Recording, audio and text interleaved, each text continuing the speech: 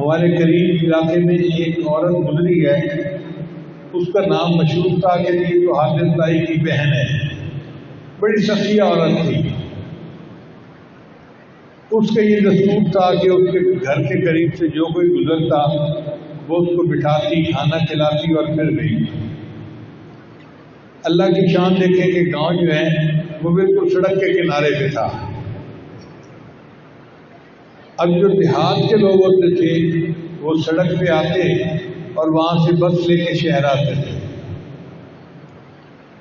کئی فیملی والے بھی ہوتے تھے، کئی اکیلے ہوتے تھے، تو لوگوں کو وہاں کھڑے ہونا پڑتا تھا، کبھی دھوپ ہے، کبھی سردی ہے، کبھی گرمی ہے۔ اس نے اپنے خاوند کو مشورہ دیا کہ مسافر لوگ یہاں کے انتظار کرتے ہیں، اگر ہم ایک چھت سی بنا دیں تو ان کو آسانی ہو جائے گی، سایہ مل جائے گا۔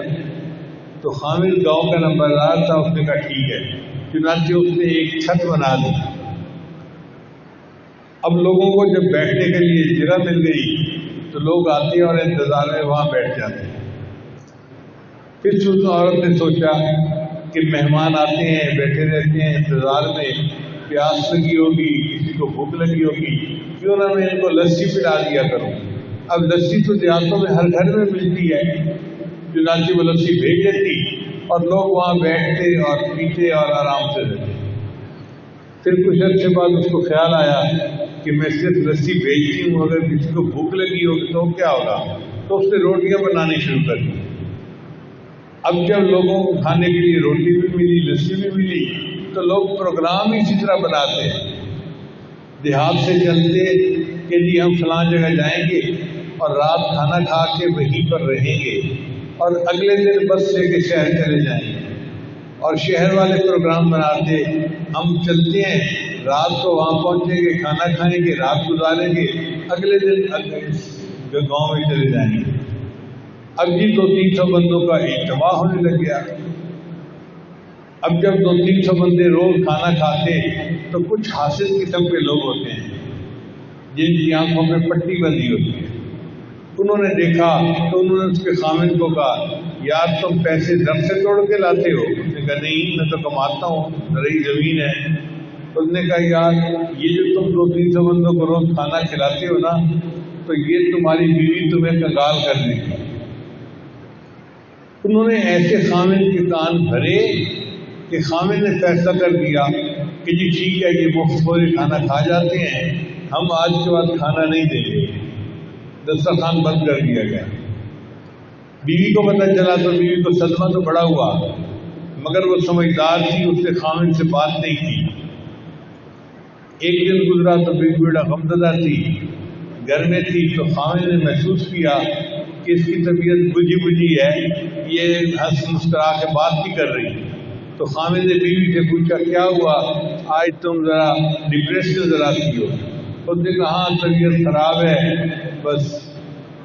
تو خاوند نے کہا کہ کیا خیال ہے، چلو میں تمہیں زمینیں دکھانے کے لیے لے چلتا ہوں، ذرا کھلی ہوا میں جاؤ گی اور فصلیں دیکھو گی تو تمہارا دل خوش ہو جائے گا۔ اس نے کہا بہت اچھا۔ چنانچہ بیوی اپنے خاوند کے ساتھ اپنی زمینوں پر آ گئی۔ اب وہاں پر تھوڑی دیر تو فصلیں دیکھتی رہی، پھر ایک جگہ کنواں چل رہا تھا، وہ آئی اور کنویں کے پاس آ کر بیٹھ گئی۔ خاوند نے پوچھا کیا کر رہی ہو؟ اس نے کہا بس میں دیکھ رہی ہوں، کنویں کو دیکھ رہی ہوں۔ کافی دیر کے بعد خاوند نے کہا کہ دیر ہو گئی، چلو واپس گھر چلتے ہیں۔ اس نے کہا ٹھیک ہے چلتے ہیں، لیکن دیکھ لیجیے رہی۔ تو خاوند قریب آیا اور اس نے آ کے پوچھا کہ اللہ کی بندی تم کنویں میں کیا بیٹھی دیکھ رہی ہو؟ اس نے کہا میں دیکھ یہ رہی ہوں کہ خالی ڈول کنویں کے اندر جاتے ہیں اور واپسی بھر کے پانی سے باتیں ہیں، پھر خالی جاتے ہیں، پھر بھر کے آتے ہیں، اور میں دیکھ رہی ہوں کہ کنویں کا پانی ختم ہی نہیں ہو رہا۔ اس نے کہا اللہ کی بندی کنووں کے پانی کبھی ختم نہیں ہوتے، یہ خالی ڈول جاتے رہیں گے، بھر بھر کے آتے رہیں گے، تم دن رات بیٹھی رہو یہی منظر دیکھو گی۔ اس نے کہا اچھا اگر کنویں کا پانی کم نہیں ہوتا، خالی ڈول جاتے ہیں بھر کے واپس آتے ہیں، تو مجھے یہ بتائیں کہ اللہ نے آپ کے گھر میں بھی ایک کنواں جاری کر دیا تھا، مسافر خالی پیٹ آتے تھے، اور پیٹ بھر کے جاتے تھے، آپ کو کیوں ڈر ہو گیا کہ کنویں کا پانی ختم ہو جائے گا؟ اس کے بعد اس کے خاوند نے کہا کہ میں دسترخوان کو کبھی بند نہیں کروں گا۔ جب تک وہ عورت زندہ رہی دسترخوان چلتا رہا اور 200-300 آدمی روز وہاں پہ کھانا کھایا کرتے تھے۔